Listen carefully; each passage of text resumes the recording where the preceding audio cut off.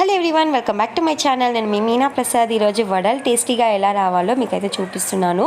మనము నైట్ మినపప్పు నానేసుకొని మీరు మార్నింగ్ బ్రేక్ఫాస్ట్కి చేయాలంటే ఒక 6 o'clockకి అలా వడల పిండి రుబ్బేసుకోండి. తర్వాత ఒక 1 hour అలా పక్కకు పెట్టేసుకోండి. కనీసం ఒక 1/2 hour అన్న పెట్టండి.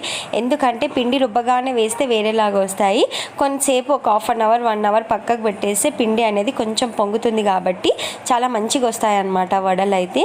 ఇలా వడలు వేసే ముందడ అయితే మనము ఇందులో ఉల్లిపాయలు, పచ్చిమిర్చి, కరివేపాకు, కొద్దిగా కొత్తిమీర, టేస్ట్కి తగినంత ఉప్పు యాడ్ చేసుకొని మంచిగా కలిపేసుకోవాలి పిండిని అయితే. ఇవన్నీ వేయడం వల్ల చాలా బాగుంటాయి వడలు. తప్పకుండా ఒకసారి ట్రై చేయండి.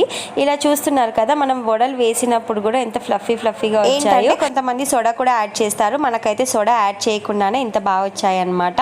నేనైతే రుబ్బిన తర్వాత ఒక 2 hours తర్వాత వేసాను. చూస్తున్నారు కదా ఎంత బాగా వచ్చాయో.